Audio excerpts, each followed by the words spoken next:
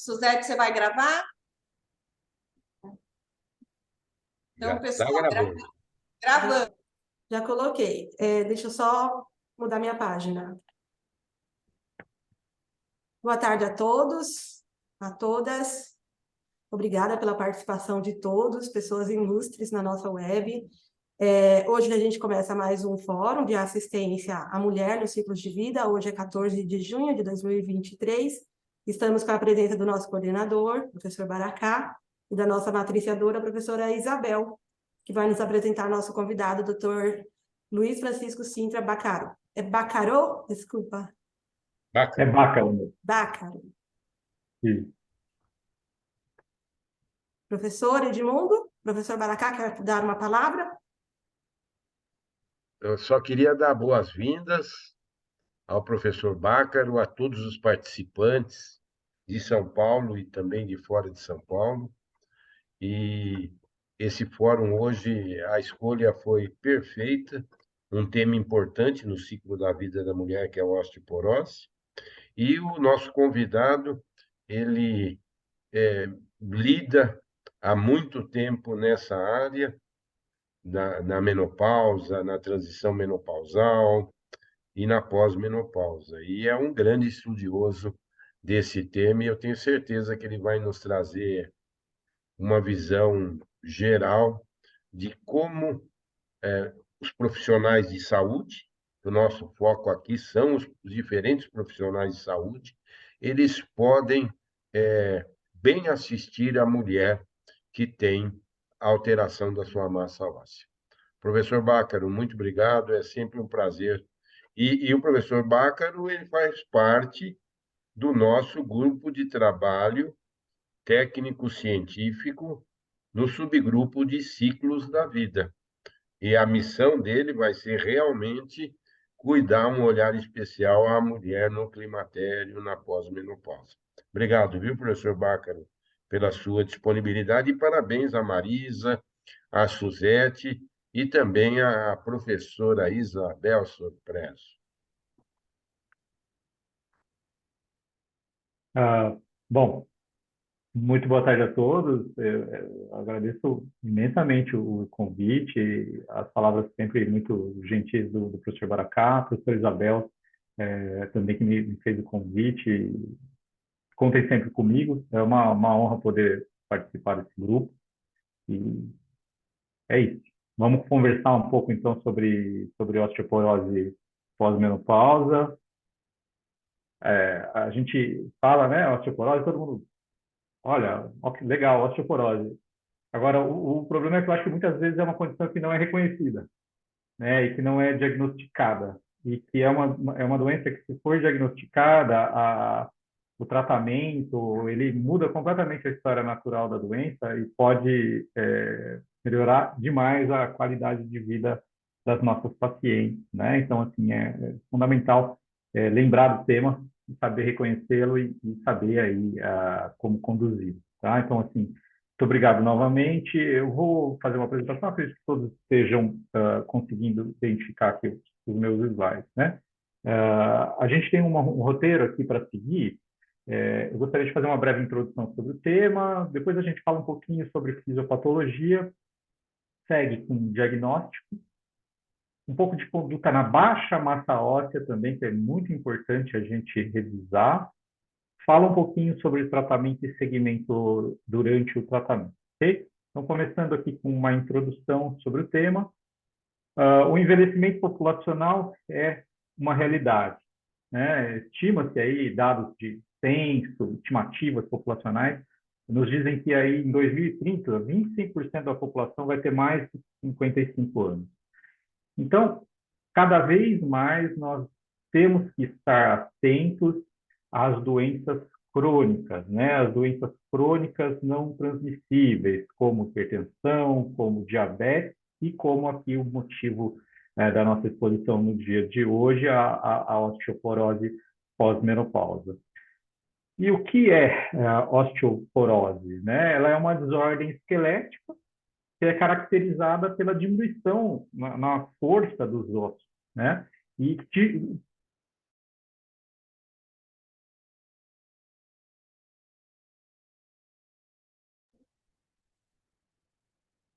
Oi, ficou mudo o som do professor? É o meu ou o de vocês? Acho que do professor, doutora Isabel. O dele acho que saiu. Deixa eu avisar no WhatsApp dele. Peraí. Eu acho que ele está congelado, ó. Doutora Será que Isabel, está qualquer coisa, só pede para ele desligar o vídeo, que melhora o áudio. será que tá muito Ai, frio lá em Campinas? Ele está congelado. Oi, Acho que tá Ah, estou frio em agora ele congelado. Campinas. desligou. Eu tenho a impressão de que eu caí. Você estava Eu falei, congelado. Eu estava perguntando aqui, Baca, é, se estava estava muito congelado. frio aí em Campinas. você sabe, professor, que Campinas, frio não tem aqui. É realmente um calor sempre. Eu queria saber se por acaso vocês voltaram a me ouvir. Voltaram a me ouvir? Porque Agora, eu tive uma impressão de que eu fiquei parado e congelado. Se Ficou voltaram a me congelado, ouvir, sim. fiquei. Estamos. Então, assim, talvez eu tenha ficado congelado no momento em que eu comecei a falar sobre o que é osteoporose. Posso seguir a isso, partir daí? Então, a pode. osteoporose é uma doença que leva a uma fragilidade óssea, que faz com que a nossa paciente possa ter maior predisposição a sofrer fraturas. Né? E o tratamento é simples. Né? Pode ser simples, né? Inicialmente, e esse tratamento muda a história natural da doença. Por quê? Uma em cada 3 mulheres com mais de 50 anos, elas podem sofrer uma fratura por fragilidade óssea. Então, o que a gente quer evitar, de fato, né, não é a fratura. É lógico, a gente vai identificar a osteoporose, mas assim, o nosso desfecho final que a gente quer evitar é uma fratura por fragilidade óssea. Porque a taxa de mortalidade, por exemplo, no primeiro ano após uma fratura de quadril, está em torno quase de 35% se uma paciente sofreu uma fratura de quadril. Isso é a taxa de mortalidade. Fora a morbidade associada a uma fratura de quadril, que diminui sobremaneira a qualidade de vida da paciente, pode limitá-la ao leito.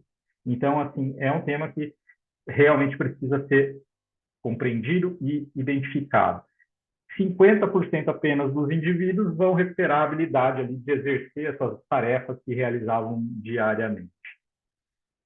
Esse gráfico aqui, eu achei ele bem interessante, ele consta no Manual Brasileiro de Osteoporose de 2021, a professora Adriana Ortega Pedro, que trabalha aqui comigo na Unicamp, foi uma das responsáveis pela elaboração desse manual, e esse capítulo é o capítulo dela, né? E ela estima que o custo anual da osteoporose no Brasil é de 1,2 bilhão de reais.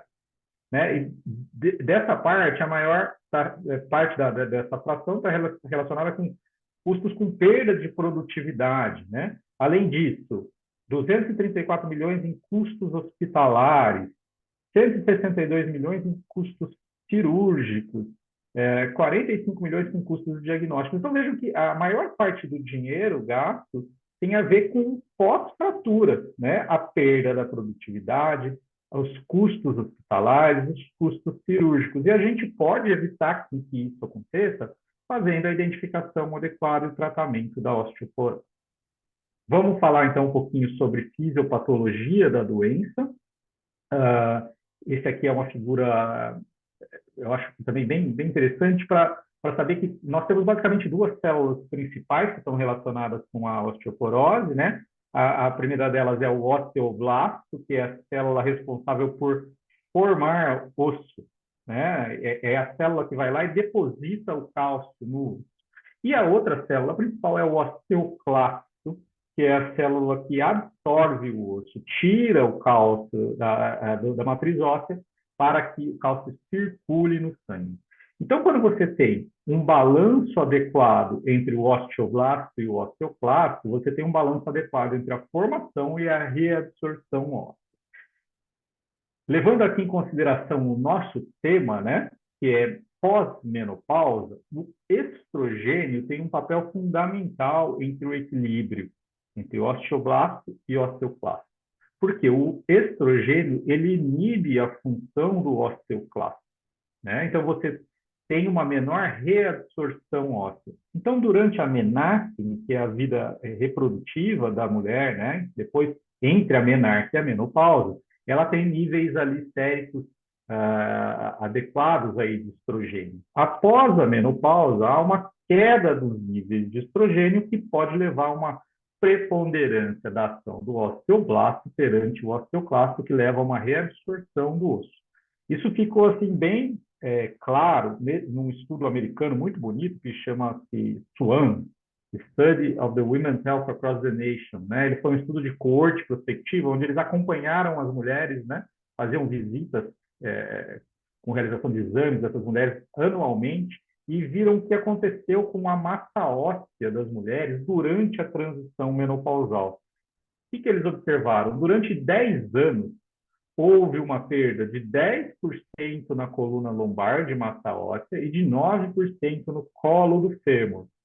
E a grande parte dessa perda óssea ocorreu durante a transição menopausal. Então, a queda no estrogênio, em decorrência da menopausa, faz com que você tenha uma maior reabsorção óssea, então a paciente vai estar mais propensa a ter osteoporose, e é a osteoporose pós-menopausa. Vejam aqui uma foto, né, de microarquitetura óssea, como é um osso de uma paciente que não tem osteoporose pós-menopausa, um osso ali normal, e olha como fica, né, com a osteoporose. A força, né, do osso realmente fica muito diminuída. Isso predispõe a nossa paciente a ter fraturas por fragilidade óssea. Né? E o que é uma fratura por fragilidade óssea? É aquela fratura que ocorre espontaneamente ou em decorrência de um trauma menor.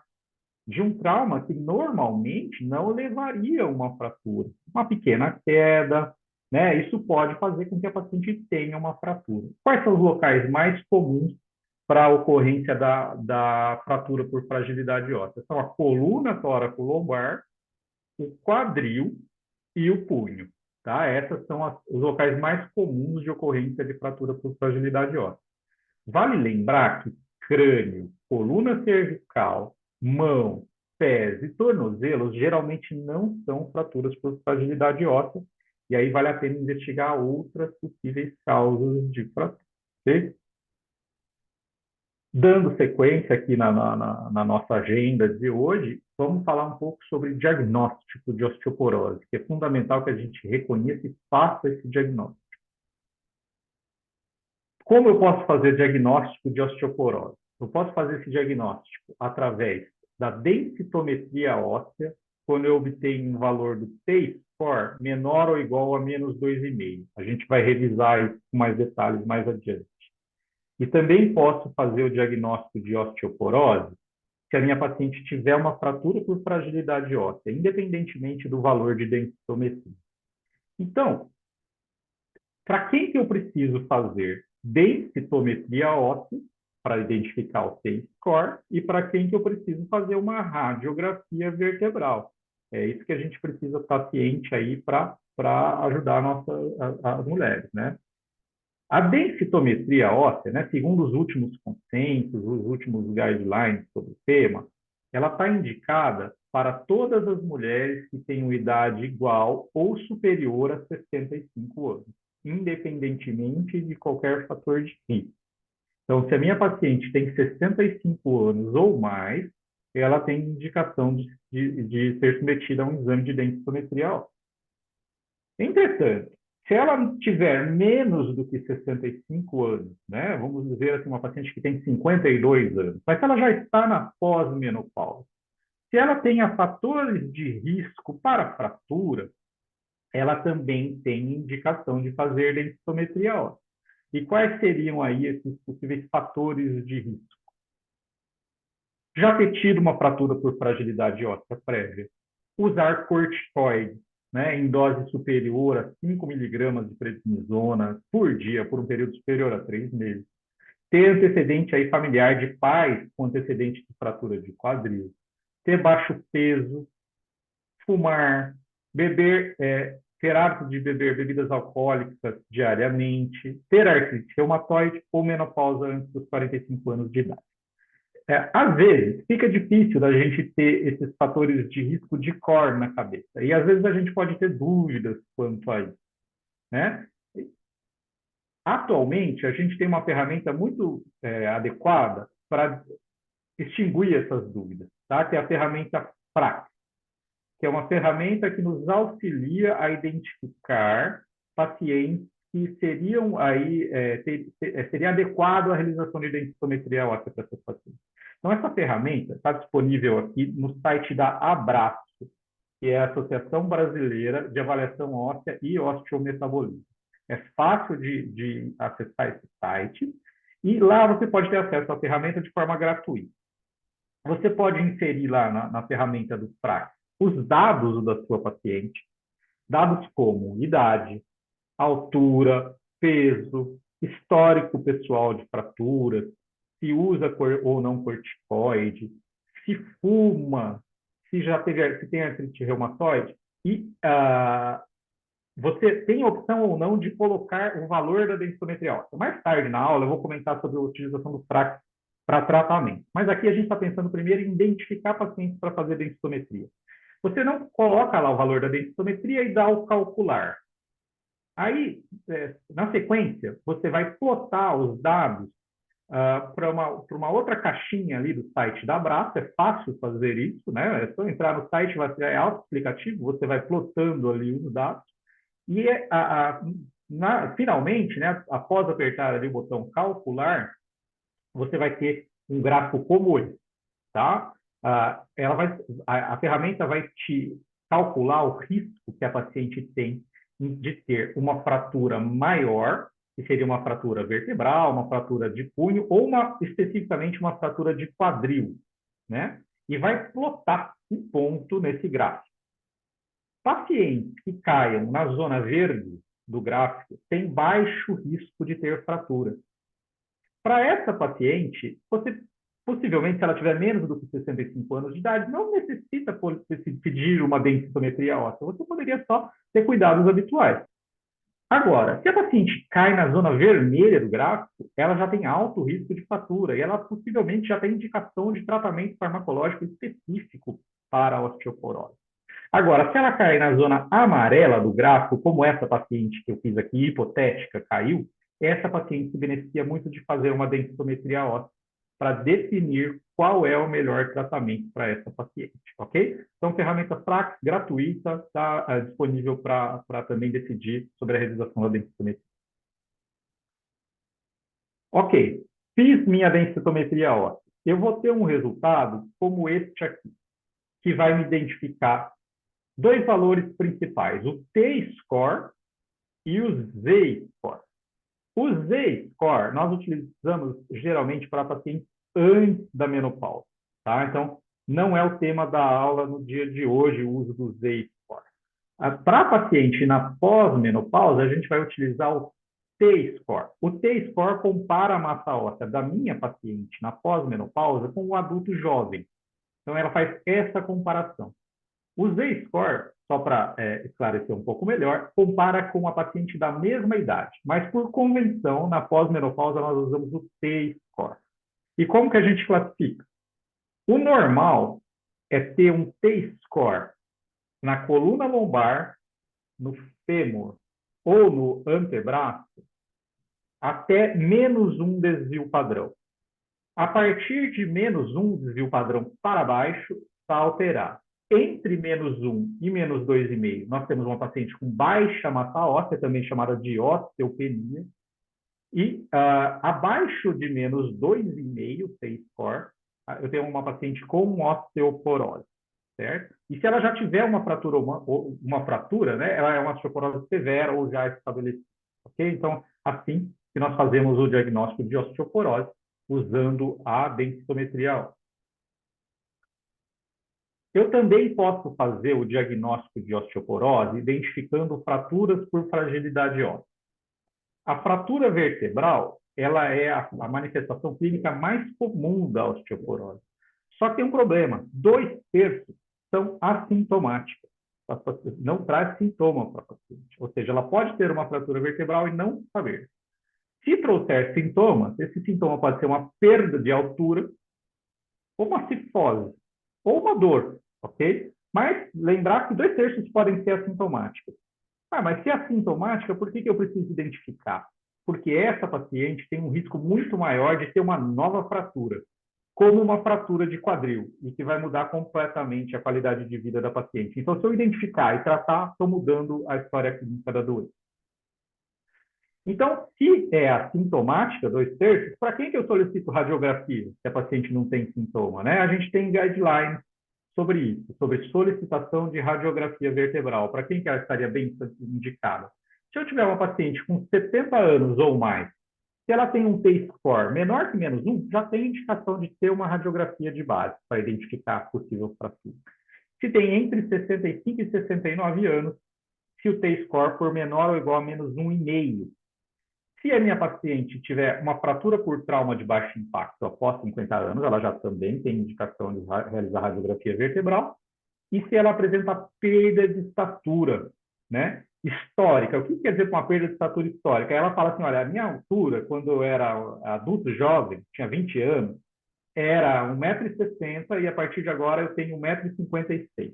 Então, se ela tem uma perda de altura histórica de 4 centímetros ou mais, ou uma perda prospectiva, que é aquela que eu faço a mensuração na unidade de saúde, né? Ela vai e eu estou vendo que ela está perdendo altura.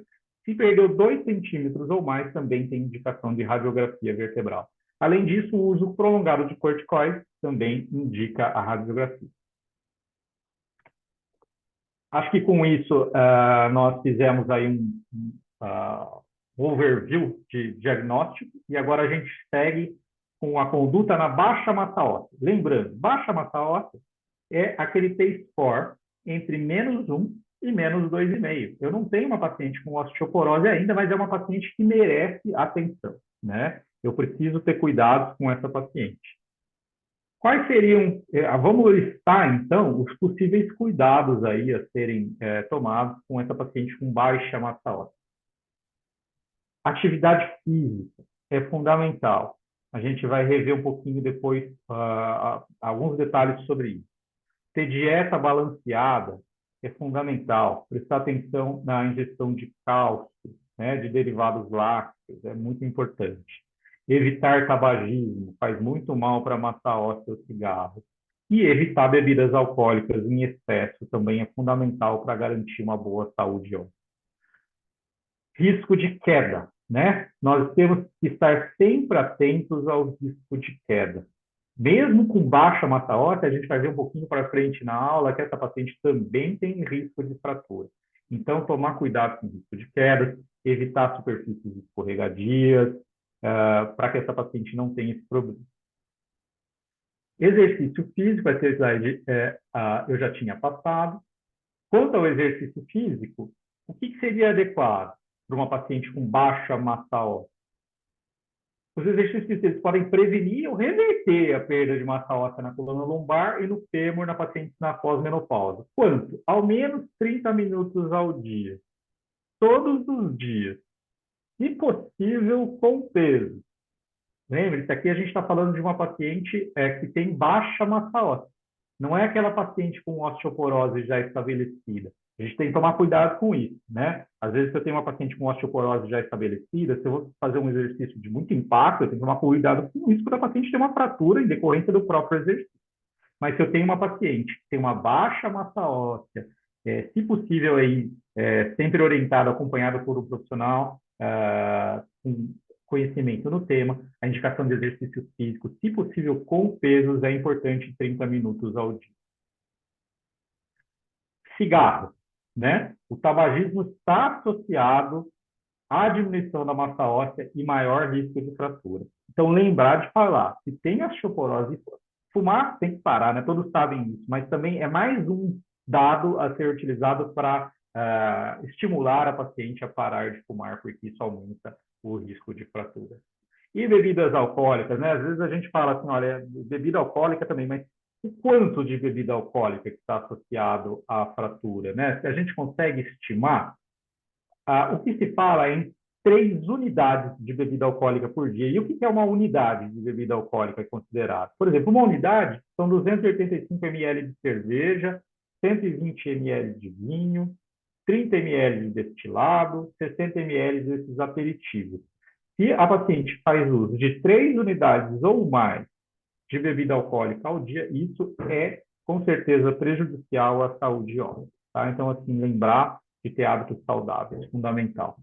E cálcio, né? uma boa ingesta de cálcio. O balanço negativo do cálcio, ou seja, se a minha paciente ingere menos cálcio, isso leva a um aumento na secreção do PTH. O PTH é o hormônio que vai estimular o osteoclasto a reabsorver, tirar o cálcio do osso para colocar na corrente sanguínea. Isso vai levar a uma baixa massa óssea, uma osteoporose.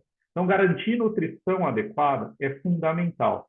E aqui gostaria de fazer um porém, aqui, garantir nutrição adequada desde a infância, né? Porque um dos grandes fatores de risco para a osteoporose na pós-menopausa é ter um pico de massa óssea menor do que o desejado, né? Então, quando que a gente ganha massa óssea? É na infância, na adolescência, até alcançar ali ser um adulto jovem.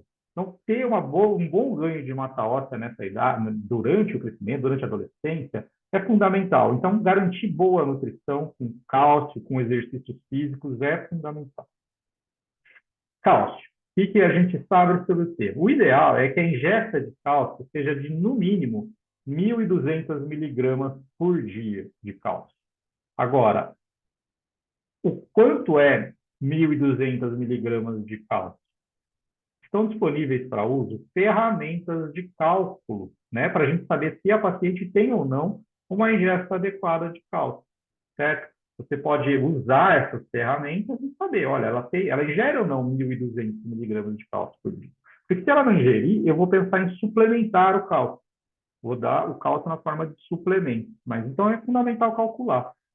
A tecnologia nos tem trazido muitos benefícios, por exemplo, fazer uma reunião online, mas também nos dá ferramentas de cálculo.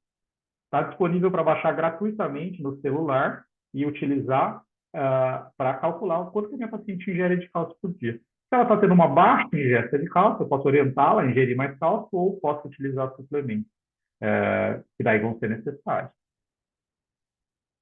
Se dieta inadequada, então, se ela não ingere os 1.200 miligramas por dia, suplemento. 1.200 miligramas por dia de cálcio elementar. Isso a ferramenta já vai nos ajudar a fazer esse cálculo.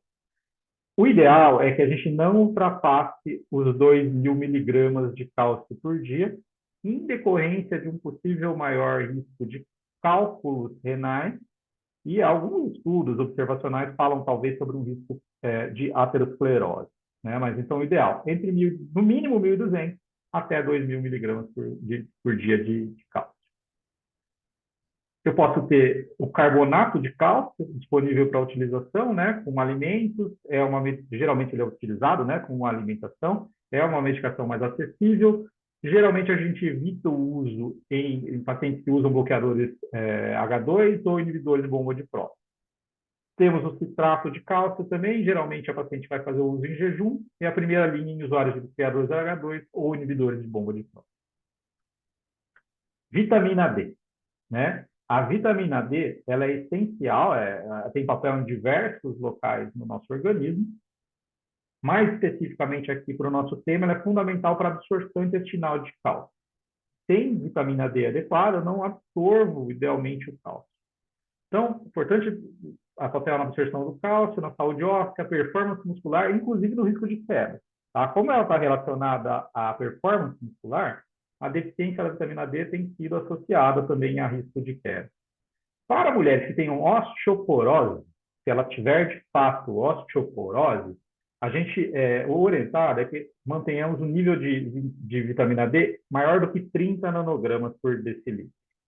Se ela não tiver 30 nanogramas por decilitro e tiver osteoporose, aí eu tenho que fazer uma suplementação da vitamina D ali de 1.000 a 2.000 unidades de vitamina D por dia, ok? Suplementar, por que suplementar? Porque muitas vezes é difícil de adquirir a vitamina D no dia a dia. Porque a principal fonte de vitamina D seria o salmão selvagem, não o criado em cativeiro, que é dificílimo de se obter. E a exposição solar é muito importante para a gente converter a vitamina D. Agora, se a gente sai no sol e se expõe ao sol, a gente também tem os riscos que o sol traz para a nossa pele. Muitas vezes vai usar um filtro solar. E se a gente usa um filtro solar maior que 30, tem uma redução de 95% na síntese cutânea da vitamina D. Então, para paciente que tem baixa massa óssea e osteoporose, ou seja, paciente com alto risco de fratura, pensar em suplementar a vitamina D, principalmente para aquelas que têm dosagem de vitamina D menor do que 30 nanogramas por decilitro. Então, cálcio, 1.200 miligramas dia, máximo 2.000 miligramas dia. Vitamina D, para pacientes que têm pelo menos baixa massa óssea e não tem exposição solar adequada, não conseguem obter na alimentação, 800 a 2.000 unidades por dia de vitamina D é o orientado, tá? Ter no máximo 4.000 unidades dia de vitamina D, ali até 2.000 unidades dia está adequado. Até aqui, tudo bem? Vamos falar um pouquinho sobre tratamento de osteoporose. Se eu tenho uma densitometria óssea, se ela me identifica uma paciente com osteoporose, quer dizer, tem um T-score menor ou igual a menos 2,5, eu já vou pensar em fazer um tratamento farmacológico específico para a osteoporose. Agora, eu gostaria de tocar num tema que também é bastante atual, que é a conduta da baixa massa óssea, que a gente estava falando sobre hábitos de vida, dieta, mas, ok, falei sobre hábitos saudáveis, falei sobre cálcio e vitamina D, mas e tratamento farmacológico específico? Será que aquela paciente, por exemplo, que tem um T-score menor ou igual, um T-score de menos 2,2, por exemplo, ela está quase ali na osteoporose, mas ainda não está. Será que não seria legal já fazer um tratamento específico farmacológico para essa paciente? Né? Quem deve receber tratamento específico? A gente sabe que quem já teve fratura vertebral ou de colo de fêmur, né, que tem uma fratura por fragilidade, se tiver um T-score compatível com osteoporose, mas também as pacientes com baixa massa óssea, a gente pode ser interessante fazer um tratamento específico. E é aí que a gente vai usar o Praxis Brasil de novo, a mesma ferramenta que eu já havia mostrado, é interessante para usar nesses casos. Tentando contextualizar melhor por que eu estou falando isso. Tem esse estudo aqui interessante, eu não vou ficar falando muito detalhes sobre ele, mas o que eles nos mostra? A conclusão final desse estudo aqui, já é um estudo clássico. As pessoas com osteoporose, elas têm mais risco de fratura, mas o número absoluto de fraturas é maior em quem tem baixa massa óssea, osteopenia. Por quê? Porque nós temos um número muito maior de pacientes com baixa massa óssea do que com osteoporose. Então, em números absolutos, né, as fraturas por fragilidade óssea ocorrem até mais para os pacientes com baixa massa óssea. Então, é possível que seja interessante tratar já essas pacientes antes que essas fraturas ocorram. Aí entra o Praxis de novo, eu vou tentar ser prático aqui para mostrar como fazer isso. Então, se eu tenho uma paciente que tem lá um T-score de menos 2,2, eu posso novamente utilizar o Praxis. Eu venho aqui e esse Praxis ele vai me identificar se a paciente vai cair na zona vermelha ou na zona verde. Então, se eu tenho uma paciente com menos 2,2, se eu calculei o Praxis e ela caiu na zona verde, ok, eu vou ficar mais tranquilo, vou passar ali talvez o cálcio, a vitamina D e eu vou orientar hábitos de vida, mas não vou entrar com tratamento farmacológico específico ainda. Agora, se minha paciente cai no vermelho, mesmo tendo baixa massa óssea, ela já vai ter indicação de tratamento específico para osteoporose. Fiz um exemplo aqui de duas pacientes, coloquei lá os dados dela na ferramenta. Essa minha paciente específica, como ela não tinha fatores de risco aqui identificáveis pelo Praxis, mesmo tendo ali menos 2 do T-score, eu plotei na ferramenta da Abraço e ela cai lá na zona verde. Eu não preciso fazer mais nada, eu vou dar cálcio e vitamina D, vou orientar hábitos de vida. Agora, se uma paciente, por exemplo, que tinha a mesma idade, mesma estatura, mesmo peso, agora, se ela tem pais com fratura de quadril, por exemplo, e se ela fuma, o risco dela já é bem maior e ela já cai ali na zona vermelha do gráfico e ela já tem indicação de fazer tratamento farmacológico específico, mesmo tendo só osteopenia, baixa massa óssea. Para tratar a osteoporose, especificamente tratamento farmacológico, o que nós temos disponível para utilização aí no nosso arsenal? Temos bisfosfonatos, temos terapia estrogênica da menopausa, temos o raloxifeno, temos o denosumab, temos a teriparatida, temos ali o romosozumab. Eu vou falar um pouco mais rápido agora sobre alguns aspectos práticos desses tratamentos, mas vou falar mais sobre bisfosfonato, terapia estrogênica, raloxifeno e denosumab, porque é o que está mais ali nas primeiras linhas de tratamento para osteoporose pós-menopausa. Começando com bisfosfonatos, né? que é interessante dos bisfosfonatos? Porque quando eu uso uma medicação para tratar a osteoporose, meu objetivo não é apenas melhorar a massa óssea. Eu tenho que diminuir o risco de fratura da paciente. A paciente precisa usar o remédio e não só melhorar a densitometria, mas ela tem que fraturar menos. E os bisfosfonatos, tanto o alendronato, quanto o risendronato, o ibandronato e o ácido zoledrônico, eles são capazes de reduzir tanto fraturas vertebrais quanto fraturas não vertebrais. O ibandronato, os estudos foram um pouco inconclusivos quanto a fraturas não vertebrais, mas o alendronato e o risendronato, que são mais utilizados no dia a dia, reduzem tanto fratura vertebral quanto não vertebral, mas o ibandronato também é uma opção de uso uma vez ao mês. O ácido zoledrônico é o bisfosfonato de uso endovenoso. Então, para pacientes que tenham contraindicação ao uso oral, ele também está disponível para utilização. Para quem que a gente geralmente não usaria bisfosfonato, quais seriam possíveis contraindicações? Eu posso ter contraindicações para usar um bisfosfonato, tanto para quando eu vou tentar utilizá-lo oral quanto endovenoso. Quais seriam? É uma paciente que tem doença renal crônica. A paciente que tem doença renal crônica com clearance de creatinina menor que 30, ela não deve usar bisfosfonatos nem por via oral, nem por via endovenosa. E qual que é a contraindicação específica para utilizar a medicação por via oral apenas? Estenose esofágica, acalásia, varizes esofágicas, esôfago de Barrett, que é uma medicação que dá bastante sintomatologia esofágica. Cirurgia bariátrica com anastomose no trato gastrointestinal também seria uma contraindicação a utilizar o bisfosfonato por via oral.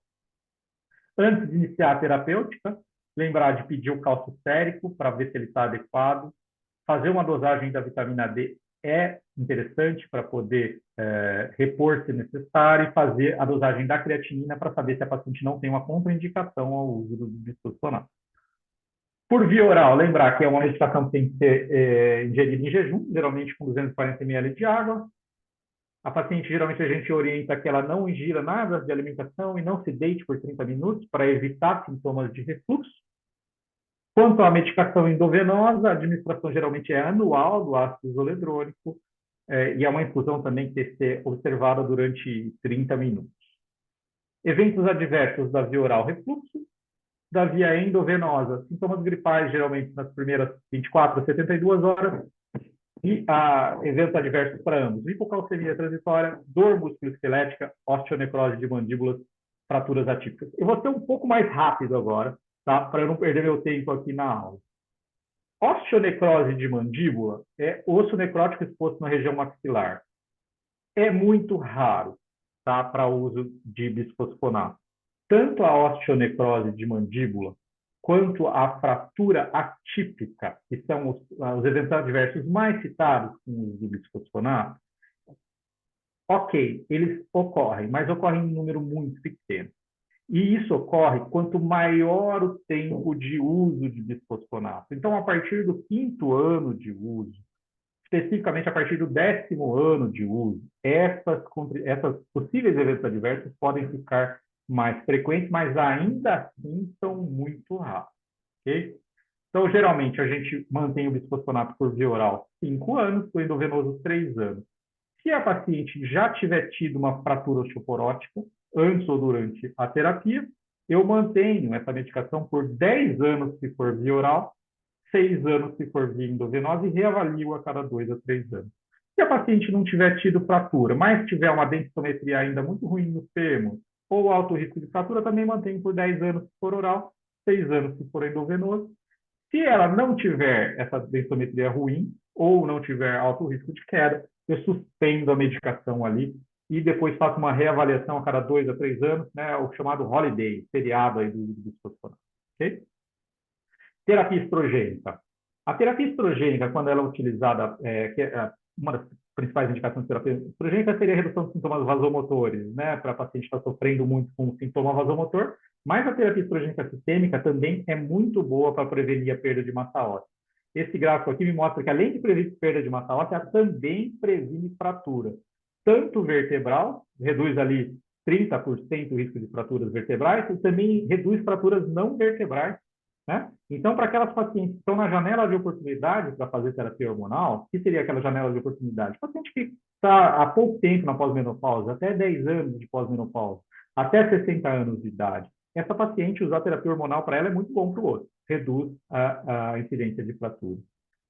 Raloxifeno. Raloxifeno é um SERM, né, que tem ação pró-estrogênica no osso. Ele diminui também fraturas vertebrais, em torno de 30% a 50%.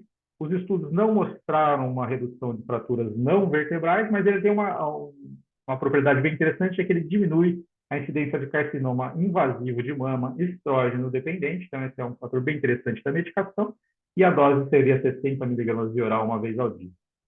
Um evento adverso, possivelmente a roxena, é que ele pode aumentar as ondas de calor, né? Então, se você tem uma paciente que sofra com onda de calor, possivelmente a terapia estrogênica seria a melhor indicada. Terminando, pessoal, com o denosumab. Denosumab é uma medicação também antirreabsortiva, né? Tanto os bisfosfonatos que nós comentamos, quanto a terapia estrogênica, quanto o raloxifeno, são terapias antirreabsortivas. São terapias que agem no osteoclasto, diminuem a ação do osteoclasto, então diminuem a reabsorção óssea. Ele é um anticorpo monoclonal que se liga ali ao sistema RANK ligand, que faz a sinalização celular, faz com que o osteoclasto pare de funcionar. Então, você para de reabsorver osso. Diminui o risco de fratura, tanto vertebral quanto não vertebral. E pode ser utilizado também para tratar osteoporose pós-menopausa, perda de massa óssea em pacientes com tratamento para câncer de mama. Aquela osteoporose está associada à terapia com corticoides, tanto em homens quanto em mulheres. E quando a paciente, por exemplo, tem uma contraindicação ao uso de bisfosfonato, ela é uma medicação interessante também. Aqui eu cito principalmente aquelas pacientes que tenham, por exemplo, disfunção renal. Pacientes com insuficiência renal seriam aí boas candidatas para utilizar denosumab. A dose do denosumab é uma medicação que é utilizada por via subcutânea, 60 mg a cada 6 meses, e é um produto que deve ser mantido refrigerado. Essas seriam os locais de utilização do denosumab. Contraindicações: hipocalcemia, hipersensibilidade significativa à medicação, tem algumas reações adversas, mas que também costumam ocorrer em baixa frequência e poderiam estar associadas ao denosumab. Depois que a gente para de usar o denosumab, tem que lembrar que a paciente pode ter uma rápida perda de massa óssea. Então, eu preciso instituir algum outro tipo de terapia. Por exemplo, se eu parar o denosumab com uma paciente que tem um baixo risco de fratura após 5 anos, eu posso iniciar um bisfosfonato. Se a minha paciente tem alto risco de fraturas após 5 anos de uso do denosumab, geralmente a gente mantém o denosumab por 10 anos e depois desses 10 anos inicia o bisfosfonato. O importante parou o denosumab, tem que iniciar algum outro tipo de medicação, na maioria das vezes o bisfosfonato, se a paciente não tiver contraindicação. Terminando aqui com o segmento, pessoal, avaliação clínica sempre fundamental, né? A paciente está fazendo um tratamento específico farmacológico para osteoporose, vou fazer a avaliação clínica, avaliar novas queixas de dor, aferir a altura anualmente para ver se ela não está tendo uma nova fratura vertebral.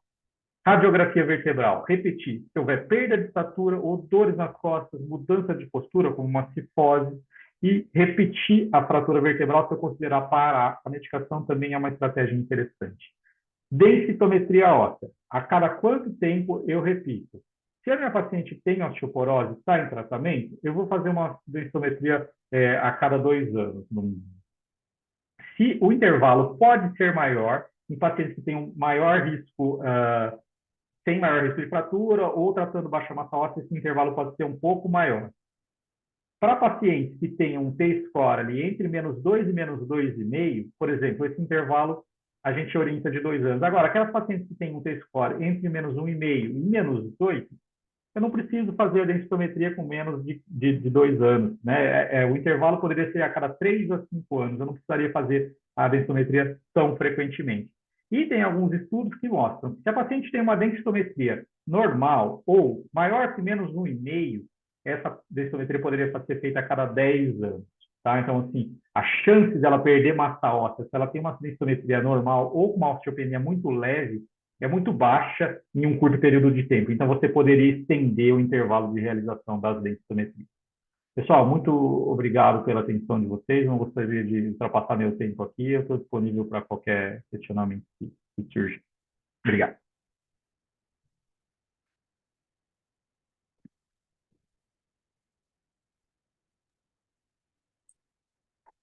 Parabéns, professor Bácaro, pela excelente aula, nos trouxe... Opa, aqui, pronto.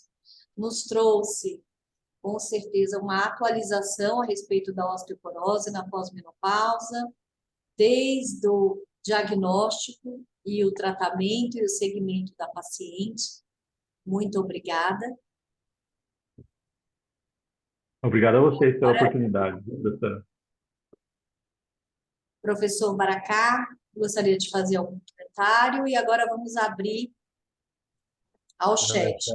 Queria só cumprimentar Marisa e Suzete o também. Bácaro pela apresentação, realmente muito claro e conciso. O tema é muito amplo mesmo, mas eu acho que é bom deixar para as nossas amigas fazerem as perguntas, que eu acho que é importante. Só vou pedir, Bácaro, porque elas estão solicitando o cálculo do cálcio. Se você puder colocar no chat, por favor. A Marisa coloco, colocou do Frax, se você Se puder vocês colocar. quiserem, eu posso colocar novamente, eu posso compartilhar minha tela novamente. Tem alguns QR Codes, e aí o pessoal pode Isso. apontar lá, pode ser? É o segundo QR Code que eu não consegui Tá, pegar. joia. O primeiro a gente... E teve, acho que um terceiro também, não teve? Não, que E eu ó, lembro estão foram querendo 2. compartilhamento da apresentação. Aí depende do professor Bácaro, mas Não, eu ok, depois a gente compartilha assim, professor. Só preciso fazer os ajustes aqui, mas depois envio o pessoal. mandando aí a Marisa e a Suzete distribuem também.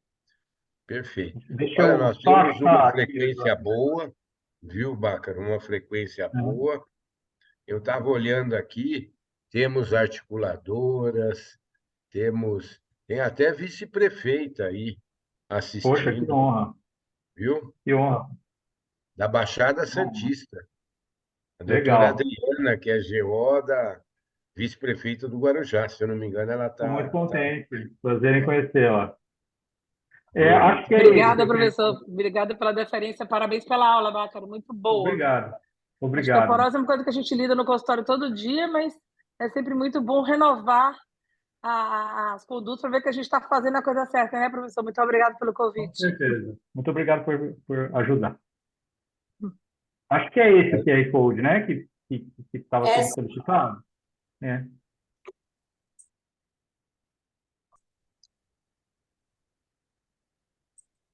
Bácaro, uma coisa muito... Enquanto o pessoal vai mandando, Ninguém né? vai perguntar nada, não tenha vergonha, por favor. Enquanto o pessoal vai pensando, Bácaro, eu deixo aqui para o pessoal que talvez, né, tenha faça assistência, né, nas unidades básicas de saúde, que muitas vezes eu fiquei muito feliz que você trouxe, né, o índice de Frax, porque ele é de fácil acesso, né, Bácaro? Uma ferramenta que a gente utiliza também no nosso Centro de Saúde Escola, Paula Souza, né? Então, é uma ferramenta que ela é, inclusive, tanto para nortear o clínico, né, o médico de família, o gineco, né, se a gente tem que antecipar a solicitação da densitometria óssea, porque é sempre uma dúvida, principalmente para as equipes de saúde da família, né, se tem que solicitar ou não, porque vem aquela discussão, né, às vezes no matriciamento, se algum ginecologista que faz matriciamento de equipe de saúde da família, é uma dúvida sempre muito frequente. Mas a paciente está na pós-menopausa e a gente já na anamnese, aqui eu quero trazer, né, Bácaro, a importância da anamnese, ele é um instrumento fundamental de identificação de risco. Então, eu converso isso também com as equipes de saúde da família, né? Ou mesmo com os internos, com os residentes.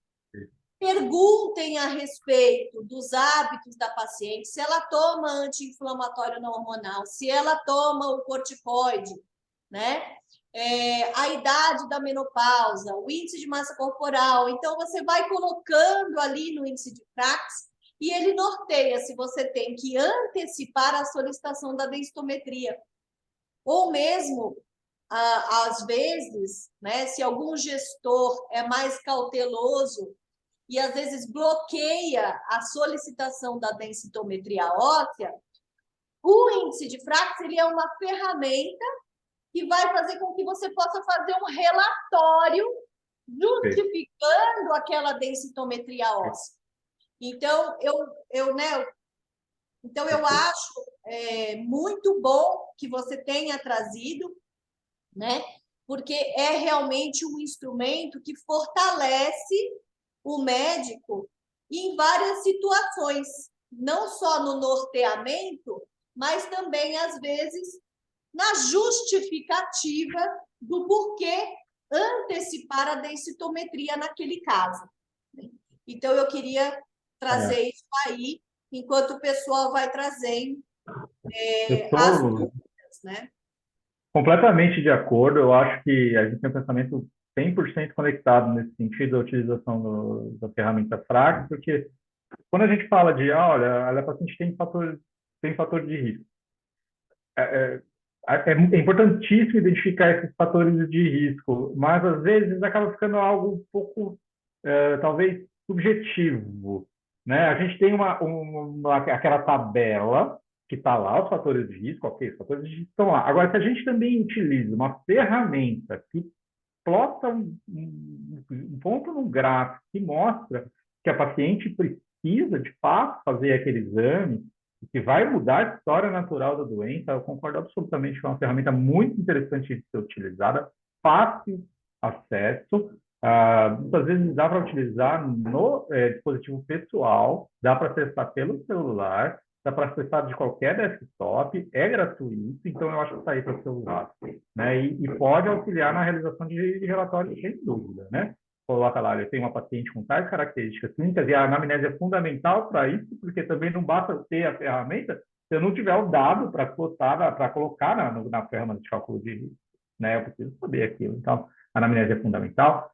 Artrite reumatoide, tabagismo, etilismo, histórico familiar de parte com fratura de quadril, então poder identificar isso é fundamental para poder usar a ferramenta.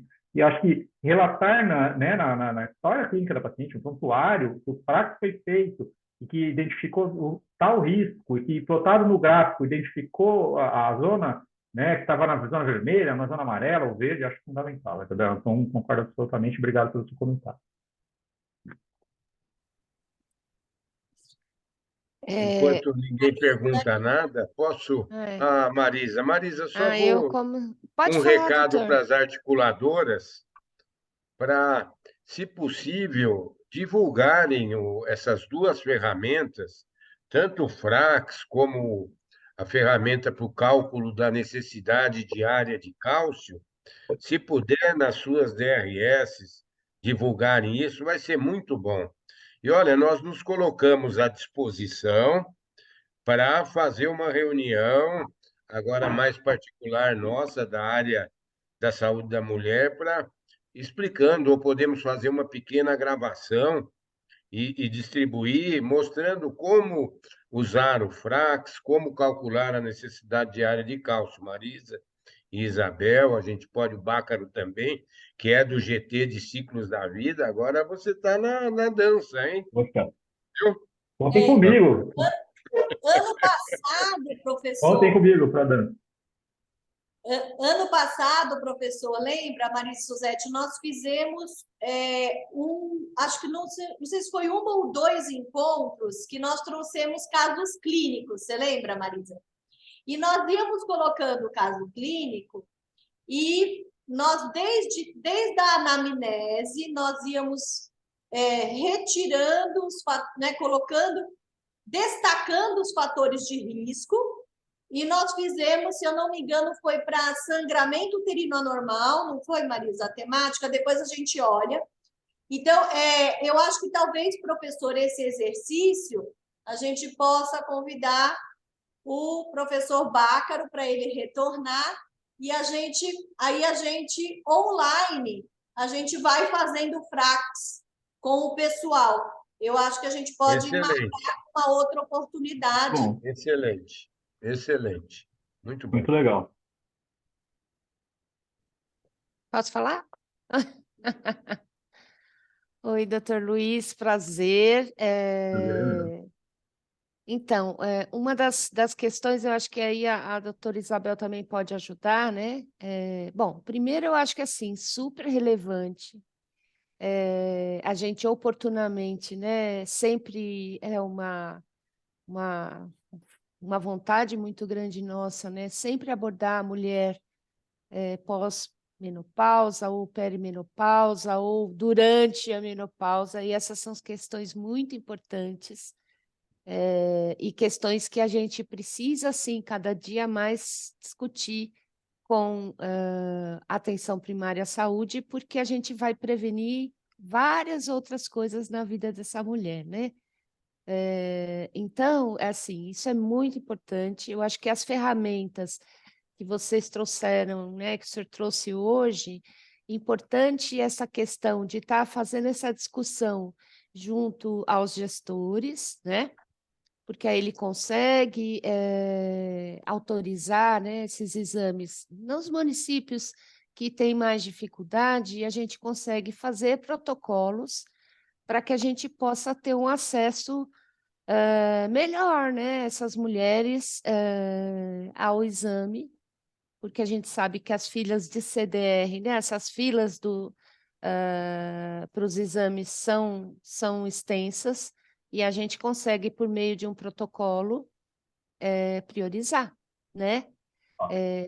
E uma pergunta que aí acho que a doutora Isabel pode ajudar, dos medicamentos, né? Quando você realmente precisa fazer o tratamento, e o que a gente tem hoje disponível no SUS, né?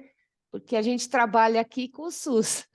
Então, assim, o que é disponível, porque a gente sabe que a gente sabe que o cálcio agora vai entrar nas farmácias populares, né? Dentro do tratamento para osteoporose no geral, mas a gente está vendo aqui alguns medicamentos bem pontuais para as mulheres, e a gente queria só relembrar aí o que a gente tem na rede. Professor Isabel, se puder, talvez tenha mais propriedade para responder essa pergunta do que eu. Tá, João? Então, tá. Marisa, no Registro Nacional de Medicamentos, nós temos o alendronato e, em alguns estados, a gente tem também o raloxifeno, tá? Então, assim, aqui, para nós temos o alendronato, o carbonato de cálcio, ele está também no Registro Nacional de Medicamentos, porém, em alguns municípios, tem de ser o usuário SUS, tem que, aquele cartão do SUS, ele tem que cadastrar a primeira vez, como se fosse um alto custo. E tem um formuláriozinho específico para essa primeira vez. Legal você ter trazido essa pergunta, Marisa, porque a gente pode também pegar nessa próxima vez, Bácaro, a gente já faz também uma foto desses formulários e como que preenche o formulário. Porque tem que pôr o CID, tá? Referente à osteoporose, tá?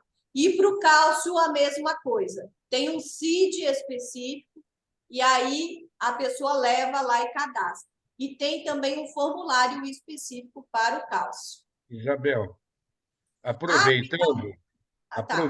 desculpa, mas aproveitando, os exames também que são disponíveis, se você puder nos falar também, por favor. Desculpa, hein, ter te interrompido. A vitamina D, nós não temos ela isolada.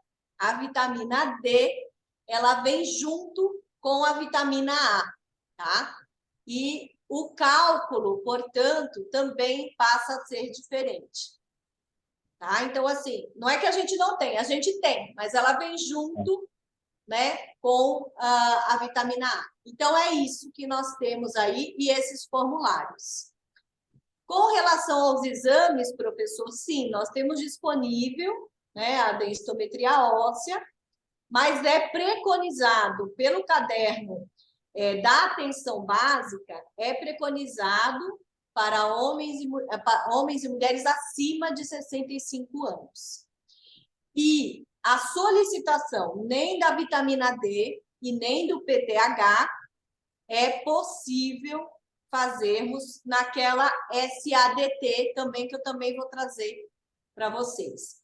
Alguns laboratórios, às vezes, se o município teve um gestor que fechou, né, alguma compra específica ou fechou com o laboratório, né, essa dosagem, como nós tínhamos aqui, outrora, nós tínhamos, por exemplo, vitamina D aqui no Paula Souza, agora nós não temos mais. Mas aí são acordos de gestores, aí de gestão municipal. Tá? É isso, professor. Doutora Isabel, eu ia perguntar, nesses formulários tem limites de idade para solicitar a medicação? Porque eu penso na anamnese, se aquela mulher fez esterectomia, ela também pode fazer uso de algumas medicações para prevenir?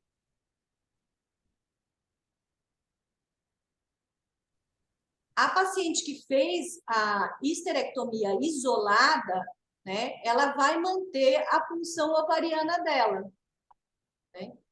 Então, ela não entraria no risco da insuficiência ovariana prematura, tá? Diferente daquela pessoa que ou foi oforectomizada por alguma neoplasia maligna, por exemplo, que retirou os ovários, né? Oforectomia são a retirada dos ovários. Aí sim, ela entra numa outra patologia, que é a insuficiência ovariana prematura, tá? Se não, a retirada isolada do útero não entra nesse fator de risco que o professor Bácaro trouxe. Bácaro, quer complementar? Não, é exatamente isso. Essa questão da esterectomia, né? Lembrar que o que vai contar aí para a produção hormonal são os ovários. Né? Então, se atentar se eles foram ou não retirados cirurgicamente. Eu tenho uma pergunta, posso fazer? Eu queria saber. Claro, Fátima. Eu queria saber por que quase a gente não ouve falar de osteoporose em homem. Eles não têm? Acho que é ótima pergunta, né? É menos frequente mesmo, Eu Fátima, sou né? experiência viva, hein? Professor Sou eu. Bácaro. Então, por favor, a palavra é sua. Eu tive uma fratura osteoporótica há quase 15 anos atrás. Nossa, Tinha uma osteoporose brutal. E nossa. só descobri, Fátima, depois que eu fiz Isso. essa fratura que eu tive dor. Então, eu costumo dizer e costumo brincar quando eu dou aula de climatério, a Isabel já ouviu, acho que o Bácaro já ouviu também. Eu falo que, infelizmente, o homem não tem um ginecologista para cuidar dele, que faz anamnese, e vocês também, né? Eu falo ginecologista quando eu dou as aulas nos eventos médicos.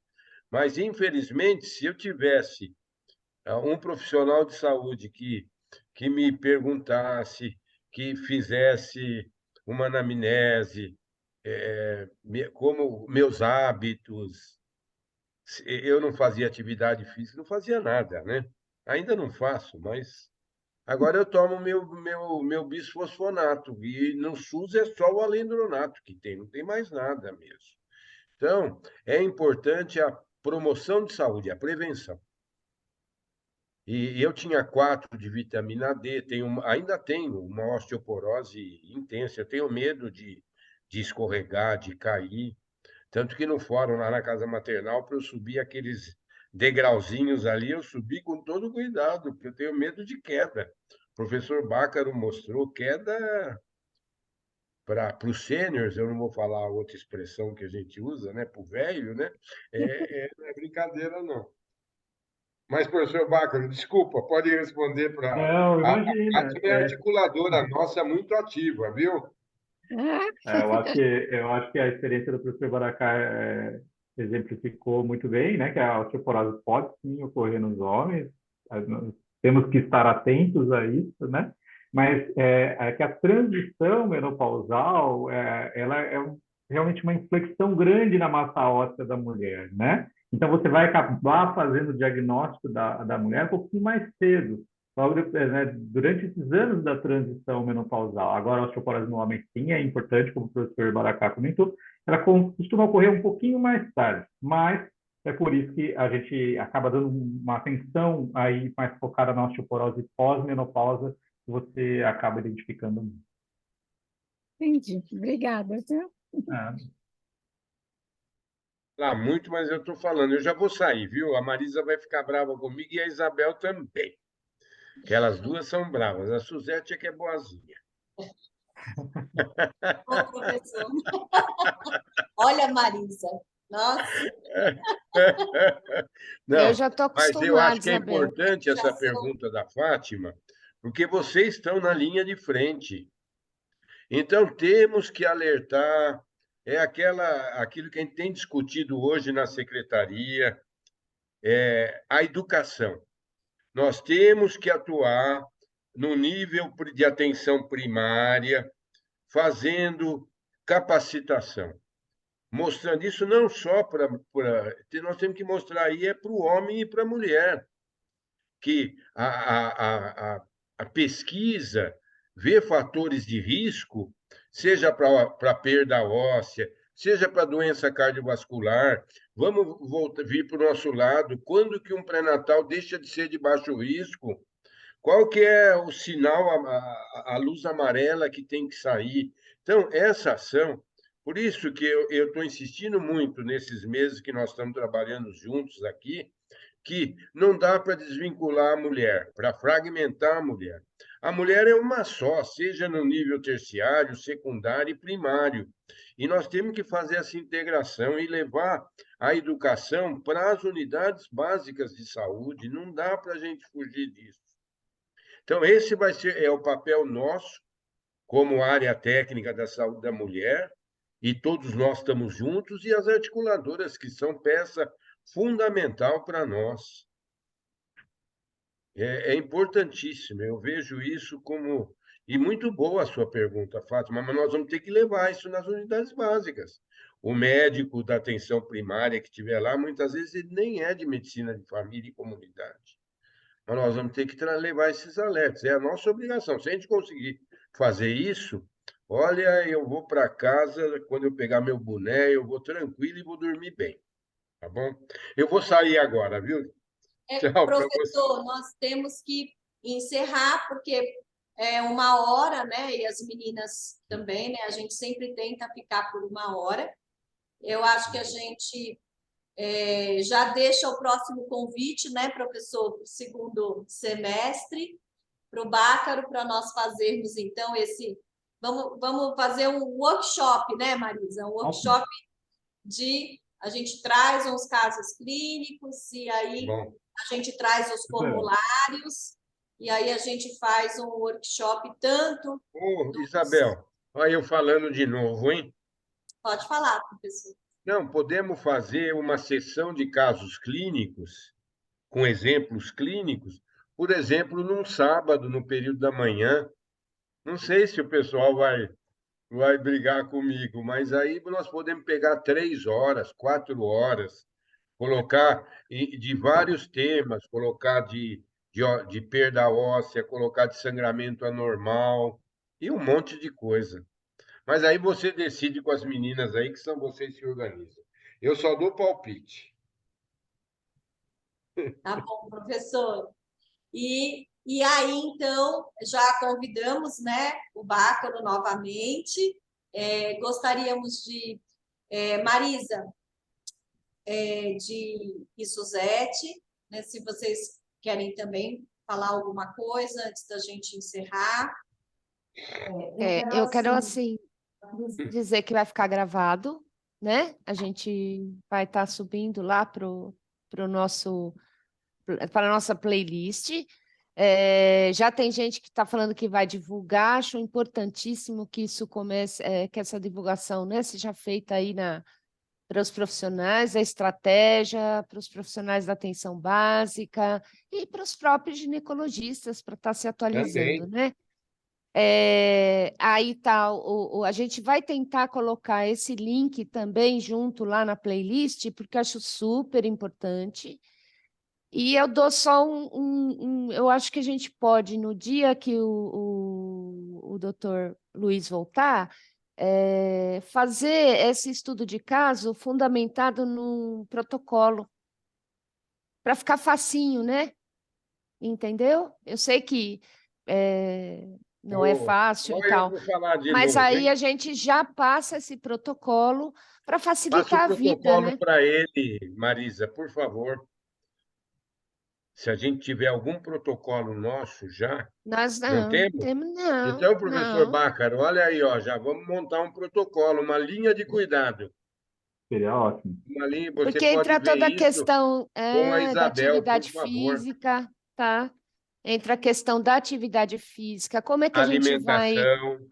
alimentação, como é que vai ser essa discussão, né?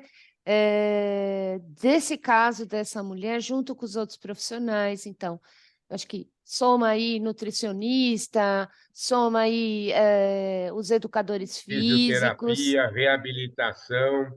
Eu não sei se ainda tem nos municípios, a Lígia, que está aí, articuladora da AB, pode até ajudar a gente, se ainda as academias de saúde estão valendo.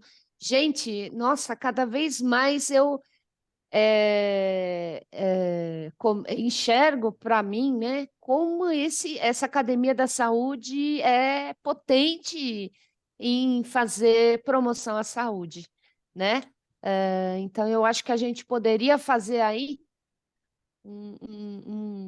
uma geralzão oportunizando, né, obviamente, tudo isso, né? Todos esses profissionais aí valentes que estão na atenção básica, né, ajudando aí essa população. Essa é a nossa missão, Marisa. Essa é a nossa missão. Suzete? Eu só quero reforçar o nosso convite para a nossa próxima data, que já é reservada, que é 5 de julho.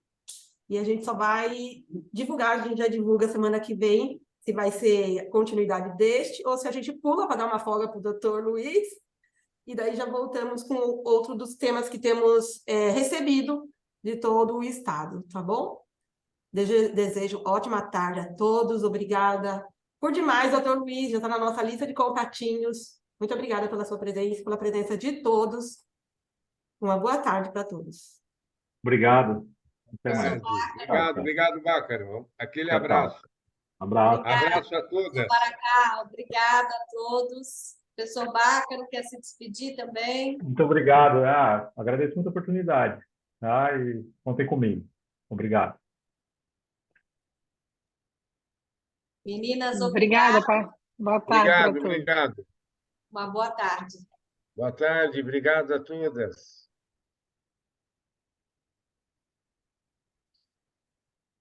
Marisa, Suzete, beijo. Eu vou que às 4 horas eu dou aula hoje. Estamos em cima do horário já. Tá bom? Tá bom? Beijo. Beijo. Tchau. Obrigada, sempre. O nosso curso de sangramento uterino anormal. Eu tenho mais inscritos. Posso mandar no e-mail hoje ou amanhã de manhã, se eu receber pelo e-mail? Não, eu já vou te mandar, então, aqui. Eu mandei aquela lista, que foi o que eu recebi, e eu acho que eu tenho mais 5 que eu recebi ontem e hoje. Então, espera um pouquinho. Tá. Nós vamos mandar aqui.